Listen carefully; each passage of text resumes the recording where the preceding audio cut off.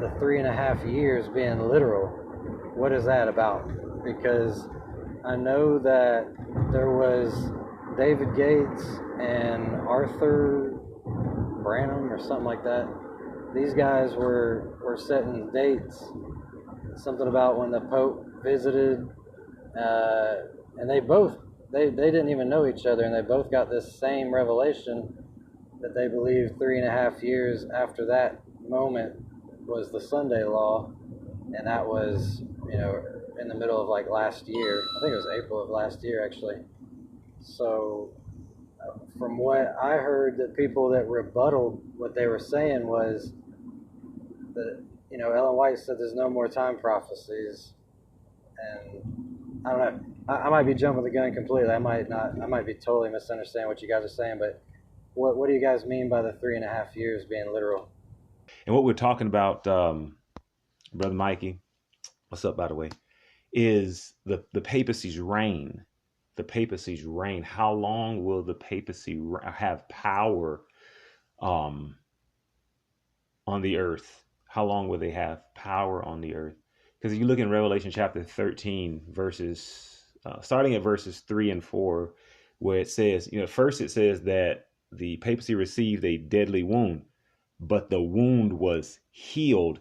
And it says that people worshiped the dragon that gave power to the beast. So we know that the wound healing is future tense.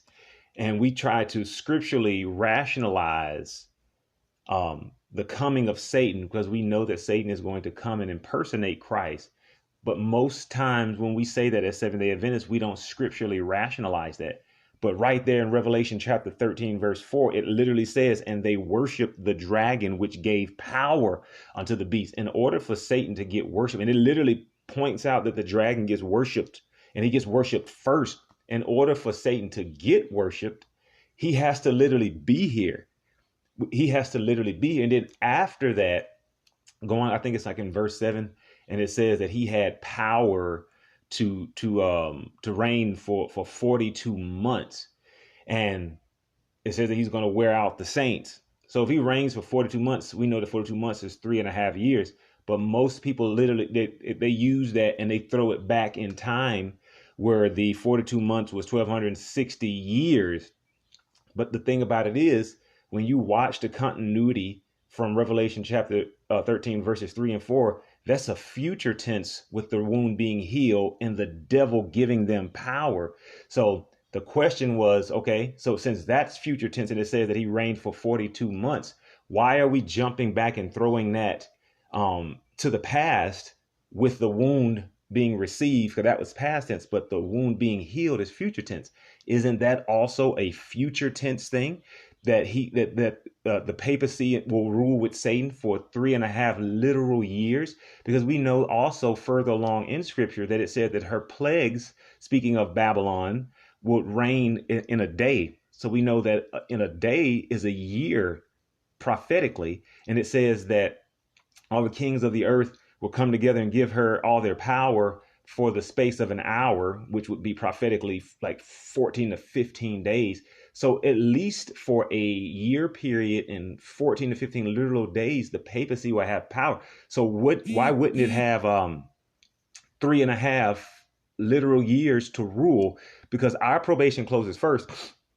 The world's will still have a time of probation once the Sunday law happens. And we don't know exactly how much time it will be that they have. So that could easily be that the papacy does literally rule for 3.5 literal years in the future. It seems like Darius is having some technical difficulties.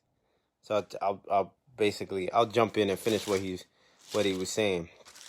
So as he said again, in Revelation 13, verse 3, it says, and I saw one of his heads as it were wounded to death, and his deadly wound was healed.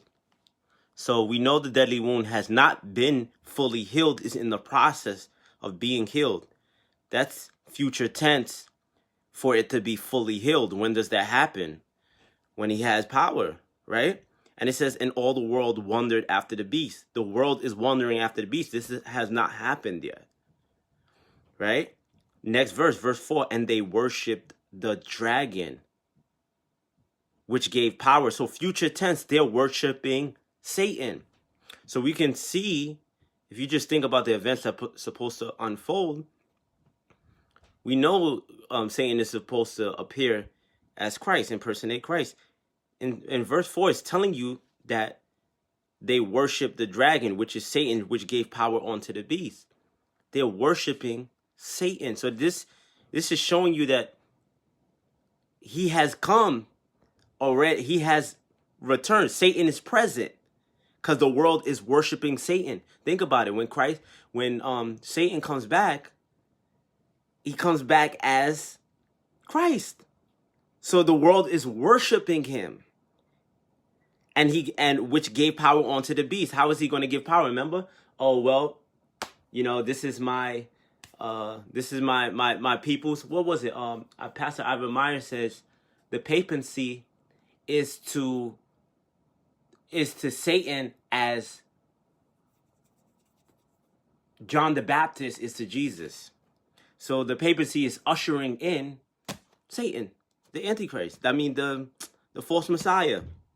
And then if you continue to read, it goes on, and it was given unto him mouth speaking great things, and blasphemy, and power was given unto him to continue for 42 months. This is not, I don't think this is time prophecy. This is a literal 42 months. Yeah, so sorry about that. Someone called me. I mean, it's a literal 42 months. That's what we're getting from this.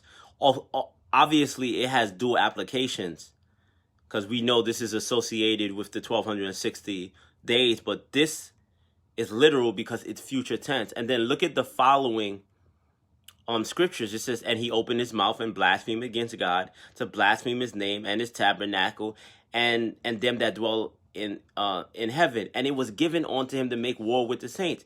When does he make war with the saints? Once he gets his power back, once church and state combine, once false judgment takes place. Kill these wicked because they're not keeping Sunday. You got to think about it. What would unite this world? Not a Sunday law, but a false Messiah. Because everybody's seeing it for the first time. This is what would unite this world, not the Sunday law. Because I compare it to Corona. Is everybody following the rules for Corona? No. People are still going about doing their things. It's no different than the Sunday law. You think people are going to, they're going to start talking about the Sunday law, but not everybody's going to take it serious and follow it. But once the false Messiah comes and he says, oh, I changed the Sabbath day to Sunday, then everybody's going to follow it. Because, oh, this is Jesus Christ. He's performing miracles. Well, whatever he says, it must be right because he's God. So look at that. Make war with Satan, and all that dwell upon the earth shall worship him, whose names were not written in the book of life. Whose name is not written in the book of life? People who got the mark of the beast. The people who worship the papacy and commit to Sunday observance, they have the mark of the beast. They're not written in the book of life. Those are the only type of people that could be not written in the book of life. So, bro, it's clear as day to me, man. I don't know what we're going to study about. And like we spoke earlier about this topic. It's because we're so trained. We're so trained to follow these things that we are taught, that sometimes we'll read something and our mind just automatically registers, oh, well, this has to do with the 1260 days, that we don't even see that it's right there in front of our faces. I don't know. Brother Bradley and Darius, thank you for clearing that up. Makes a lot of sense. I get what you're saying. And see, I was raised in the Baptist world, man. My parents, both their families were Baptist. They went to Baptist schools all their life, Baptist churches. I fell completely away And then when I came back, I was still, when I accepted Christ, it was a slow growth for me. I was still like living like the world because I was just in ignorance, I guess. I'm hoping that God was like winking at my ignorance back then, because I'd like to think that my salvation was sure back then. But I was I was always looking for truth, man. All my life I've been trying to look for truth. That's why I rejected the church in the beginning, because Christians were narrow-minded and didn't have good answers for my tough questions. And I wanted to know what UFOs were and ghosts and all that. And so I started messing around with Ouija boards and stuff. Long story short, when over the time, God gave me an awakening about the signs of the times in December 2011 that just really woke me up, like New World Order, all this stuff. And I started sharing that stuff with people like you're saying. You can't share the truth all at once with people. They just think you're crazy. I just started blasting everything I knew all on social media, FEMA camps, everything. And of course, people thought I was nuts. But then I found a book called A Great Hope, and I read that whole thing because it was short, and the first chapter said, "Why is there suffering?" And I was just like, "Man, this is awesome!" And I'm an advocate for that book. I've heard pastors say, "Don't even give it out because it don't have the whole truth." But I'm an advocate for it. That's why I'm where I'm at today. Anyway, so I believe my mentality has always been, you can't put me in a box, man. I hate denominations. I've always been a non-traditional person, so my mind's always, I'm always looking at all sides. I'm unbiased in my research, so I'm never going to be like, nope, this means that, no matter what. I might ask you to prove it to me. I will ask you to prove it to me. That's how I got where I'm at, because I was studying with a Baptist guy when I came back. When God woke me up and I was really wanting to study the Bible, I started studying with this Baptist guy, and he was trying to show me the pre-tribulation rapture. I said, "Man, I can't see it." He's like, "Oh, we're changing a moment, twinkling of an eye." I'm like, "I see that, but I don't see it happening before Christians' heads are cut off, and him overcoming the saints and all this." So anyway, I love what you guys are doing, man. I love that you're looking into this and truly studying it out. And I'm totally down to study it more and look into it. You guys got me inspired. It's a nice little Sabbath study. Hey guys, nice to have you here, Mikey. I was looking into this. I did a little something real quick, and I was looking it up on the internet. I have the Logos Bible software on my iPad, and I was looking at that word, because what I like to do in order to understand the Bible is I also like to parse the Greek to make sure that the words that they used also, they also convey what we're believing. And I was a little confused because the way that it's constructed, and it's going to sound, I apologize for the technicality, the technicalness of what I'm about to say. What's nice about the Logos Bible software, along with the eSword on the computer, is that you're able to look at the etymology, if you will, the word itself.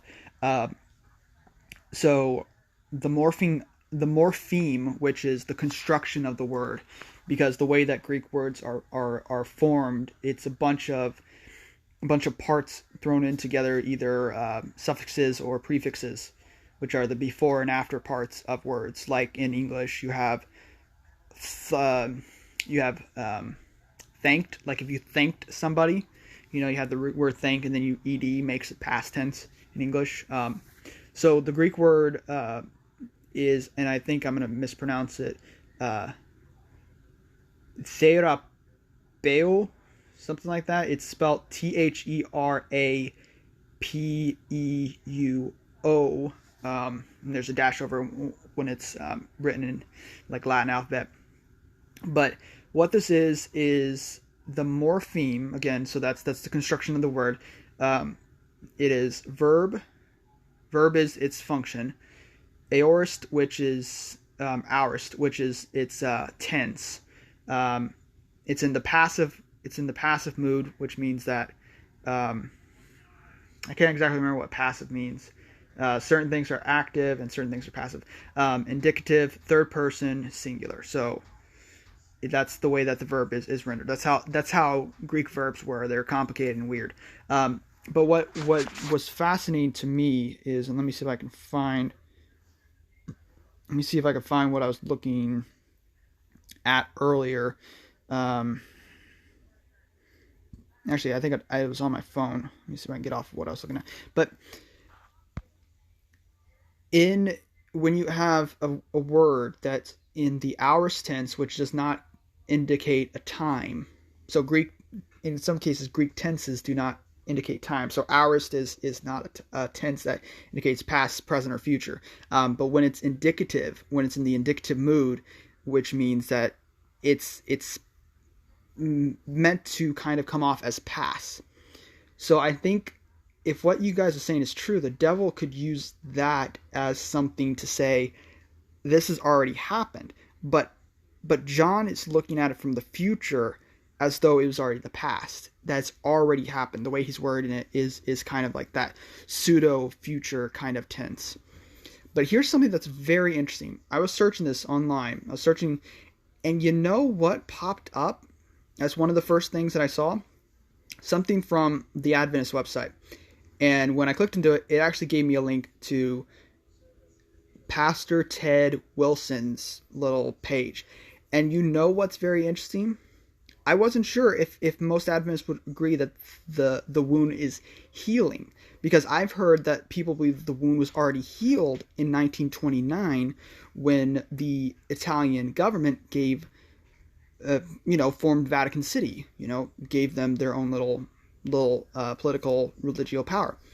But here's something. There's a man named Enoch from Zimbabwe that asked him about this. And what happened was Pastor Wilson said, and this is very interesting, that I did not think that I thought they were going to say, oh yeah, it's already been healed. No.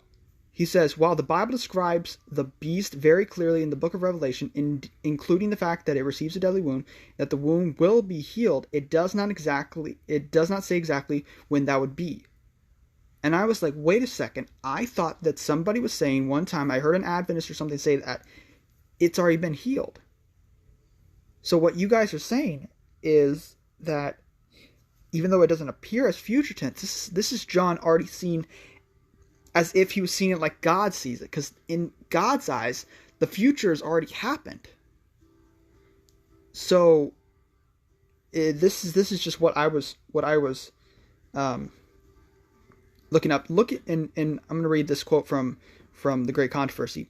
The inflictions of the deadly wound point to the downfall of the papacy in 1798. After this, says the prophet, his deadly wound was healed, and all the world wandered after the beast. Paul states plainly that the man of sin will continue until the second advent. To the very close of time, he will continue forward the work of deception, and the Revelator declares also, referring to the papacy, all that dwell upon the earth shall worship him whose name is not written in the book of life. So again, this is talking about the papacy, and just because he says it doesn't mean it's like, oh, it's amazing, Pastor Ted Wilson says it, oh, it's got to be gospel. No, but I find that very interesting, because I remember you guys were talking about, I think you're talking about Pastor Wilson, and you're also talking about Pastor Finley, and how, they weren't too keen on the whole literal 42 months. But this is really fascinating. This is really fascinating that he said that, so that can make the 42 months even more plausible in terms of something that actually is happening. Because I thought that the 42 months was based on what happened when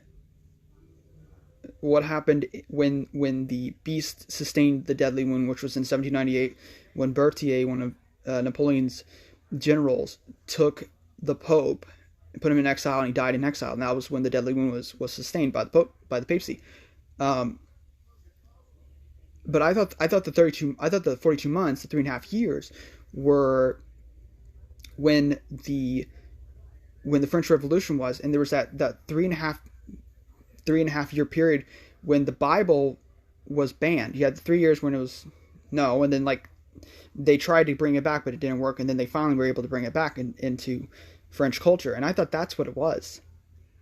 But this is starting to get really interesting about if the wound is not healed in the 42 months, it still hasn't happened yet. Like I told most of you before, and obviously, Mikey, you weren't here when I was talking because you're new here, brother. Oh, and by the way, my name is CJ. If you're just seeing this now, my name is CJ. I'm one of the younger brothers here, but this is interesting. This is just interesting to me, very interesting. So, stay strong, brothers. What up, Mikey? How you doing, man? How you doing? Welcome to the group.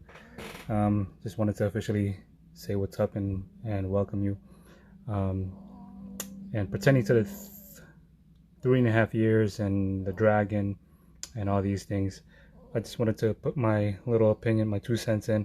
Everybody was Bradley was making great case for it, and also Darius also, and then also CJ was putting in his 2 cents, but I also believe that there's going to be a 3.5 literal years, because if you look in Revelation 13, it says that the wound is healed and that all the world wondered after the beast. That didn't happen yet. All the world is not yet wondering after the beast, right? So that's not happening yet.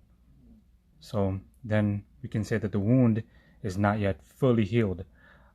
It started to heal 1929, started to heal, but it's not fully healed yet, because all the world is not yet wondering after the beast.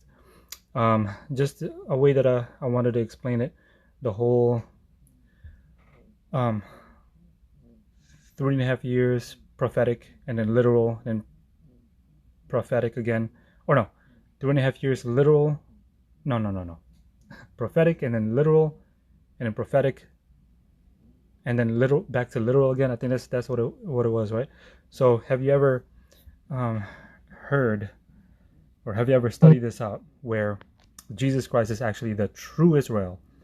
Remember when God was saying, I forgot what verse it was, I think it's in Galatians 3 or Exodus, I believe. In Exodus, God was saying to Pharaoh, let go of my son, my only son, right? Let go of my son. So he's talking about Israel, but Israel is a group of people. But God was saying, let go of my son, my only son. Symbolically, he's talking about Jesus Christ, right? So Israel is Jesus Christ, symbolically. The physical Israel back in the day, they were like the blueprints of Jesus Christ. They were like the type, and Jesus Christ is the antitype. I believe that Jesus Christ, I believe that there's going to be an antitype to the antitype, and that's going to be us.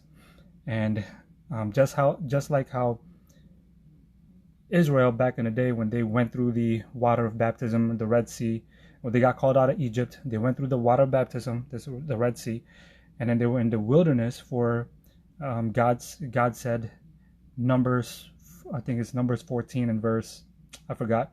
God said, 40 days you will wander the land, right? You will wander the land each day for a year, right? So 40 days, but it was 40 years in prophecy, right? Literally 40 years. So we have Israel, symbolically Jesus Christ, coming out of Egypt, getting called out of Egypt, going through the waters of baptism, and then going to the wilderness for 40 days, but in prophecy that would be 40 years literally. We have also Jesus Christ, the true Israel, Jesus Christ, getting called out of Egypt. Remember, because they had to go to Egypt, and then after the Herod died, he gets called out of Egypt. He then gets baptized. He goes through the water, and then he goes through the wilderness for not 40 years, but 40 literal days.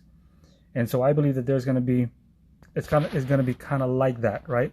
So there's going to be a 40 prophetic days, which is, no, not 40, 3.5 prophetic days, and then it switches to literal no, 3.5 prophetic years, and then it switches to literal years.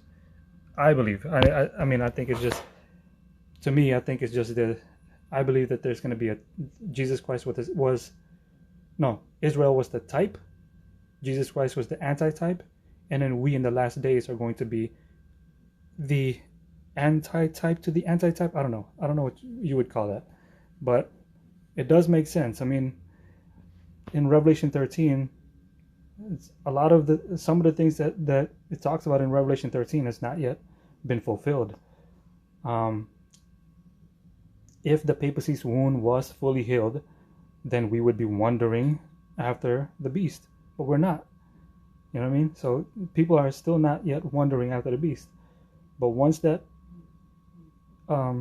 deadly wound is fully healed, which I think is going to be I believe, just like the brothers here believe, is going to be future tense, that's when the whole world is going to wander after the beast, who can make war with him, because by that time, Satan is going to be there, prancing around like as if he's Jesus Christ. Who's going to make war with him? Right? I hope that makes sense. Look at this. I can stand up. Hands free. All right. What up, Tilla, man? Good to be here. Thanks for the welcome. And yeah, man, this is good stuff, man. I can't wait I'm definitely going to be studying some Revelation tonight and looking into all this. It sounds pretty cool. I'm definitely, I'm tracking with you guys. Yeah, there's definitely a lot of like dual meanings in the book of Revelation. I mean, you guys already know all this stuff, but you know, like the woman fled and she was in the wilderness and all that, symbolic of, you know, the dragon is symbolic of Satan, of course, and also the Roman armies that were going after the mother of Jesus, and she fled off, but that's also the church. So you're looking at some different time prophecies for sure. Yeah, man, that's deep. Yo, you just said something, bro.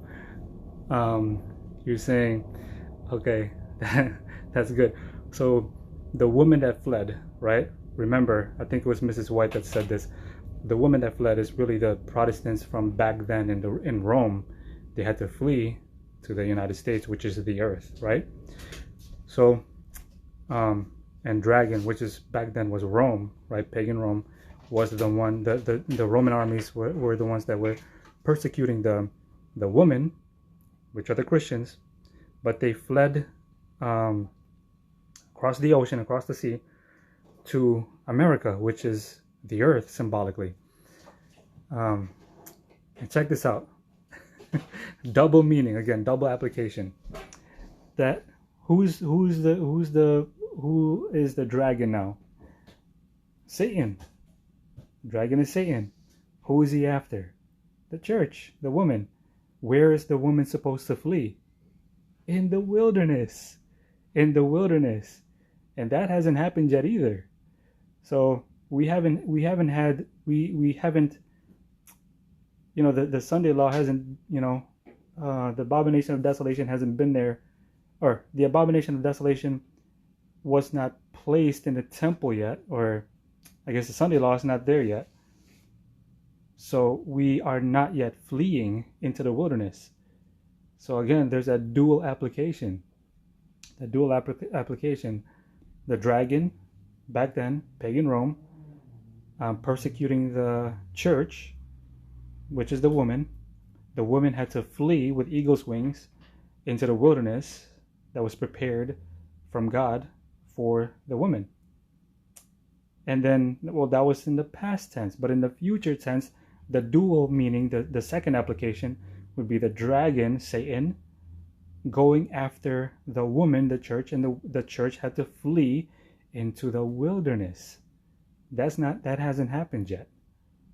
So another angle where you can pretty much make a case for this whole thing. This is fun.